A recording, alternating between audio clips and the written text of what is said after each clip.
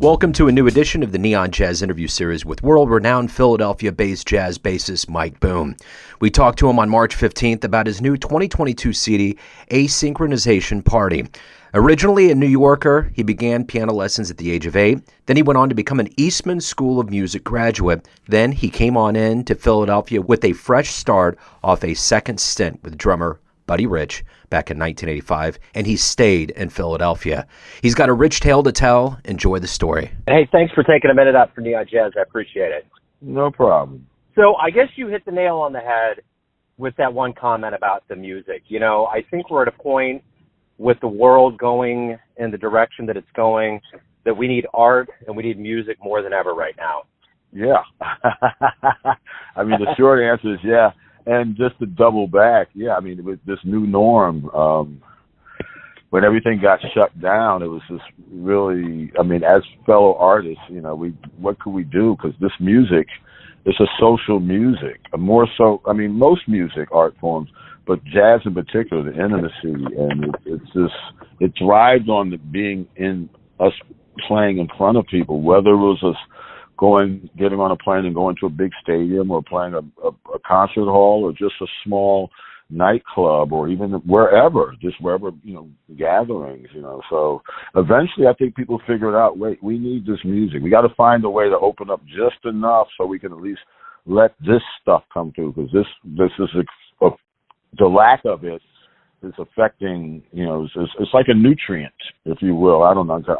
I'm sorry. I just kind of go on and on, but you know what I'm saying. It just kind of, yeah.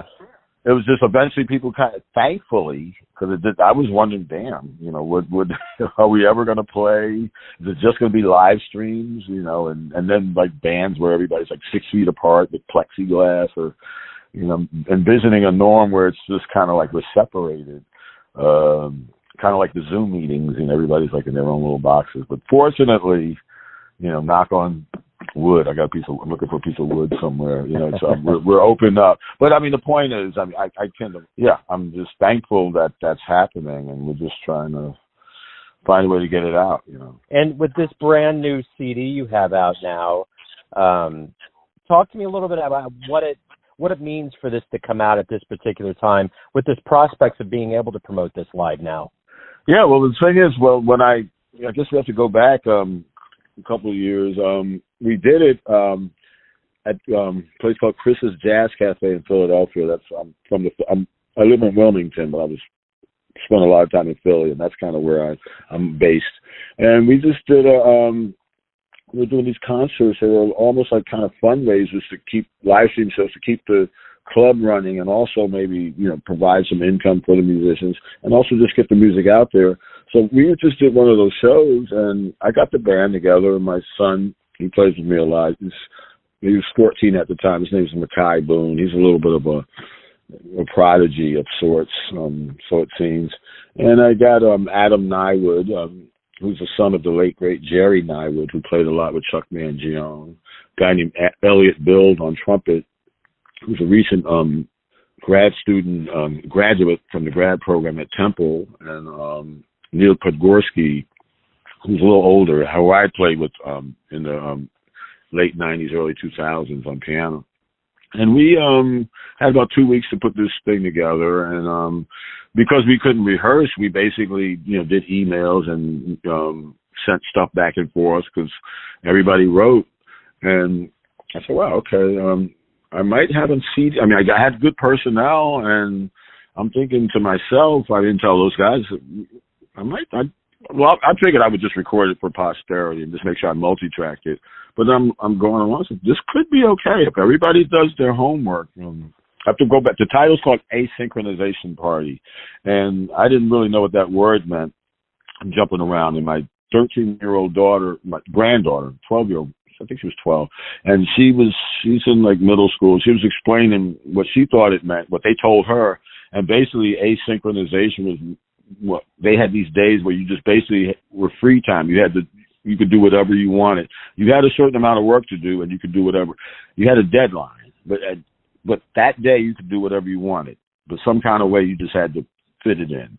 So that's kind of like how it came about. The title tune Elliot wrote, and it just kind of that's what happened. We just all did our homework, and we went back and forth, and we showed up at the gig an hour before, rehearsed the stuff, and did 2 sets. And I guess God was with us. Everything kind of worked out, enough that so I took the listen back to the stuff and says, wow, it could work out. So the engineer and myself, we did some post-production stuff in the studio. But most of what you hear is just live from what we did. So as far as it coming out now, it's once again to go back now that things are opening up.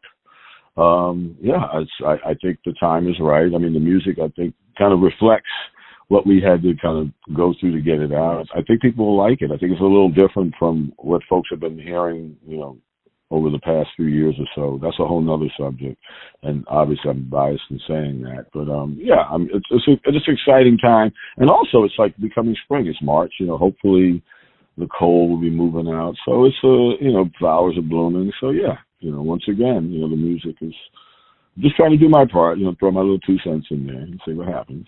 You, how did all this begin for you? You started out in New York and made your way to Philadelphia. Talk to me a little bit about the beginnings and how the jaws of jazz got on you. Okay, well, I'm gonna try to yes. First of all, I was born and raised in New York. Grew up mainly in East Harlem. I was actually a classical pianist at first, and then when I got to music and art high school, which was in the early '70s, like maybe '71, I switched over to acoustic bass, but still playing in the classical realm.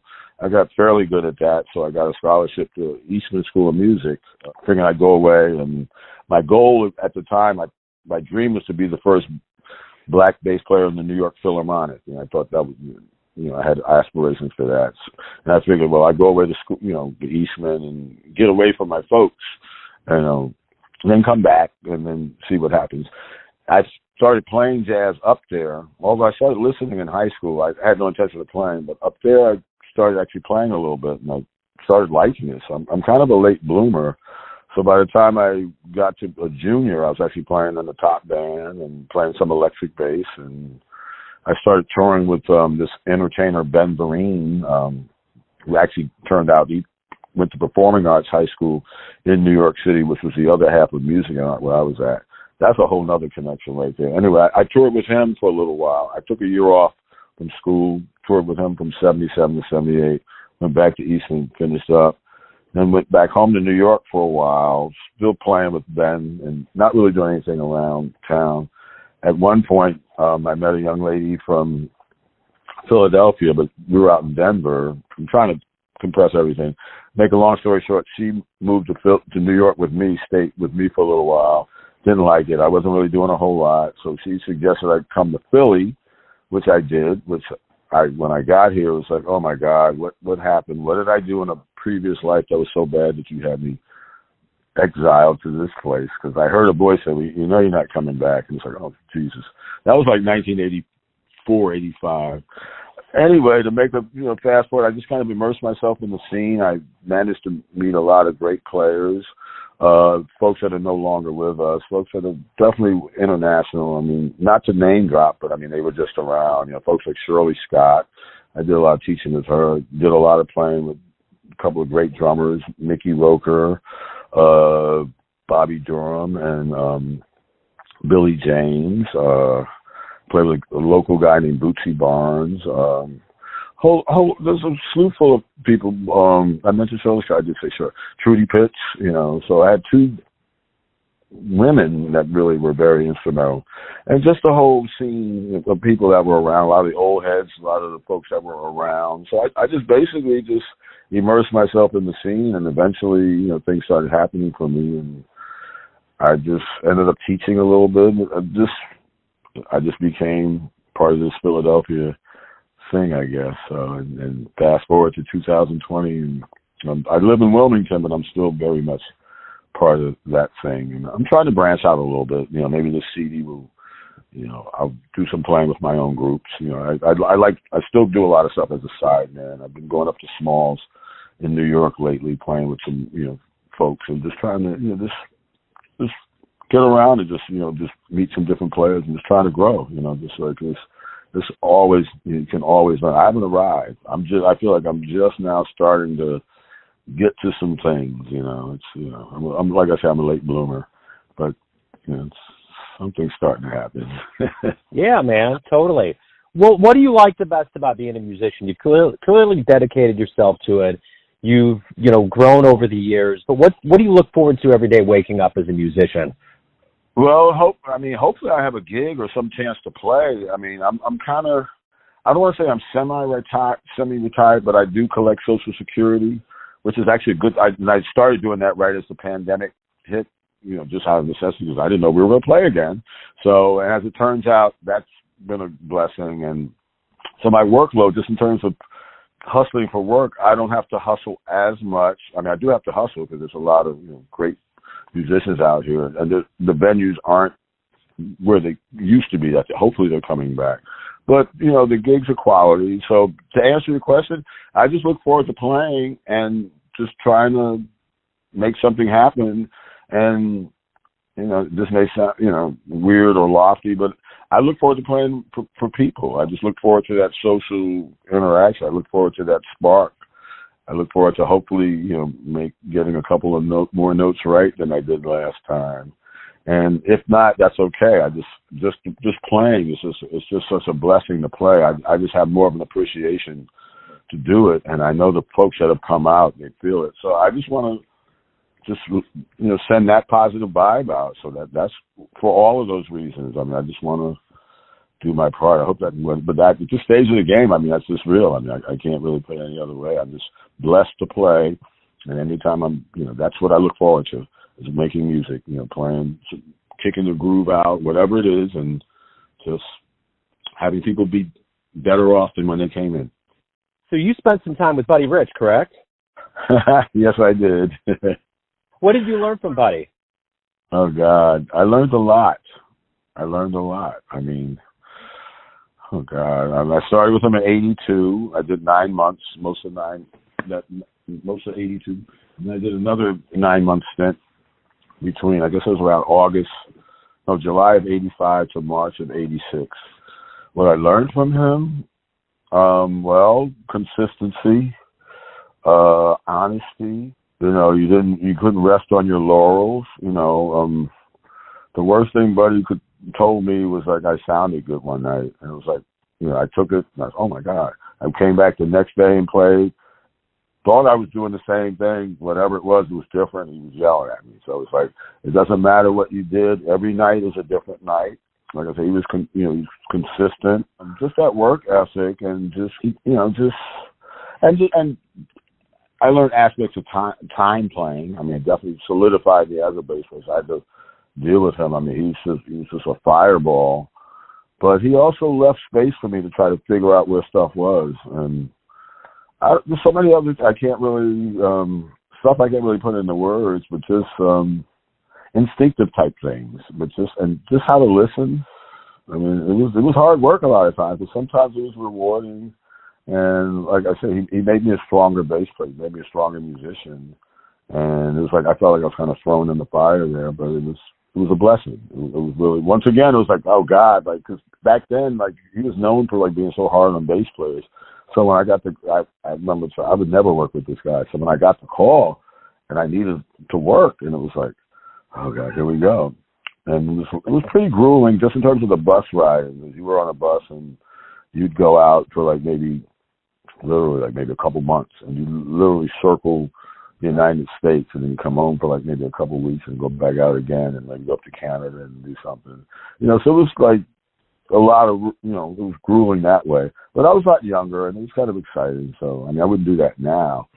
But it was an adventure, and, one I feel very lucky and blessed to have, because I take a lot of Buddy with me. I mean, my work ethic, some younger folks have accused me of being a little hard on them, like back in the day, and maybe that's some Buddy-isms.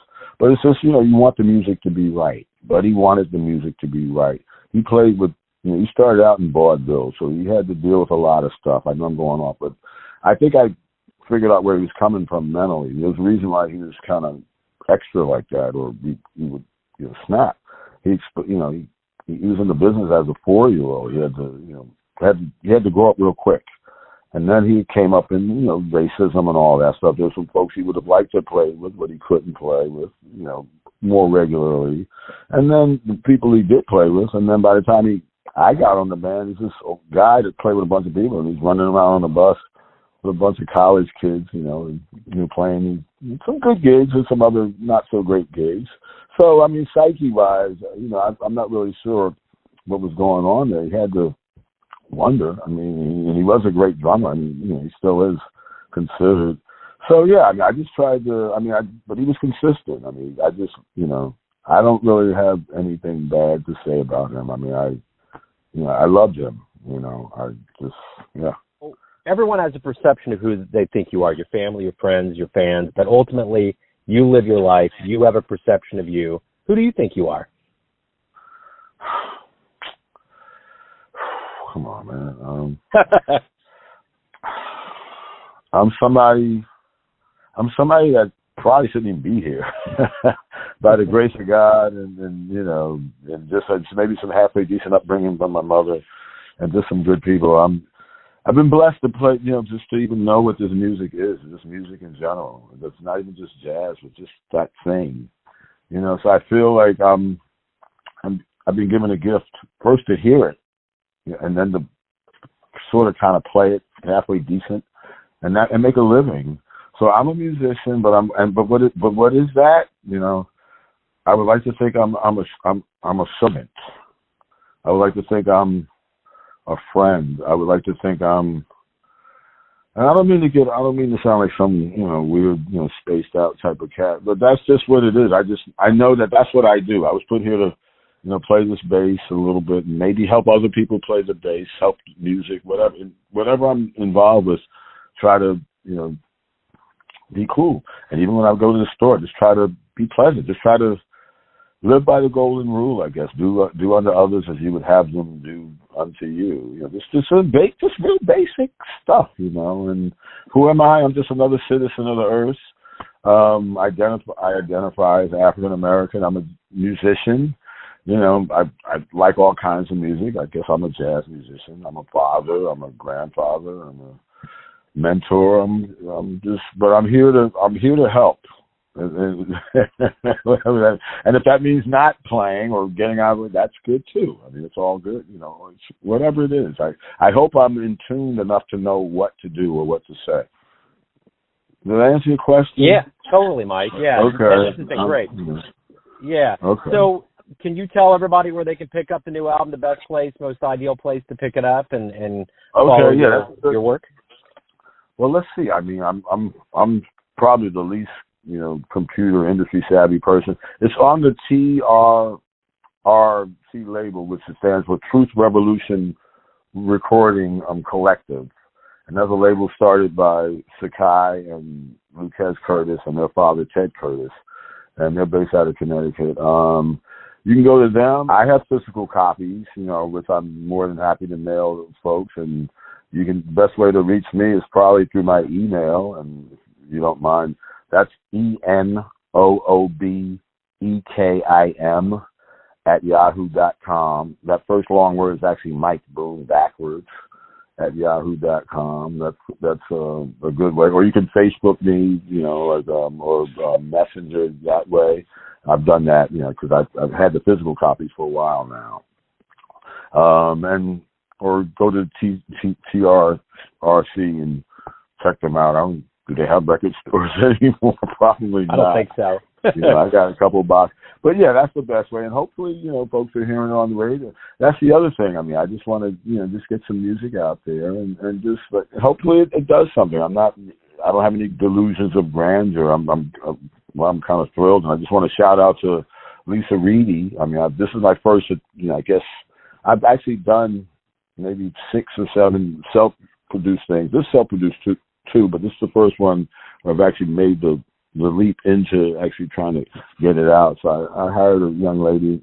I don't know if she's young, probably young at heart, Lisa Reedy, and she's doing a good job. She facilitated us talking, so I'm appreciative of that. So yeah, I mean, I just want people to get it out. And I just want to thank you, Joe, for just taking the time and just letting me ramble like this, So I was hoping you'd say a little bit more, but I appreciate that. I mean, that's what it's about, just reaching the people. I'm another guy. Thank you. You asked who I am. I'm just a regular person. But that's who I am, and that involves a service, all that. But I'm regular. I'm not some genius guy. I'm not some whatever. I'm not some. If I'm legendary, whatever. I'm a legend. Maybe that's true, but as my ex-wife said, that and a token will get you on the subway. Boom, crash. So it's like I'm just trying. I'm here, and I've been blessed to get some music from some folks that have moved on, and I'm in a situation where I can play, be current, be present, and also pass what I've gone to learn and still learning to folks that are younger folks that are coming on that are really getting a handle on this, and just like I say, just do my part, but yeah, that's it. That's who I am. Beautiful. So I get Beautiful, talked man. a lot too, evidently. No, you're good, man. No. That's what we're doing here. We're trying to get to know you, and I think we did that. Mike, thank you for taking a minute out to Neon Jazz. Good luck as we move forward with the new album and live shows. I appreciate it. Thank you, Joe. You have a good one, bro. Thanks for listening and tuning in to another Neon Jazz interview, where we give you a bit of insight into the finest players in Philadelphia, New York, Kansas City, and spots all over the world, giving fans all that jazz. Thanks to Mike for his candor, cool, and music. If you want to hear more interviews, go to Famous Interviews with Joe Domino in the iTunes Store. Visit Neon Jazz at youtube.com, and for everything Neon Jazz all the time, go to the neonjazz.blogspot.com. Until next time, enjoy the jazz, my friends.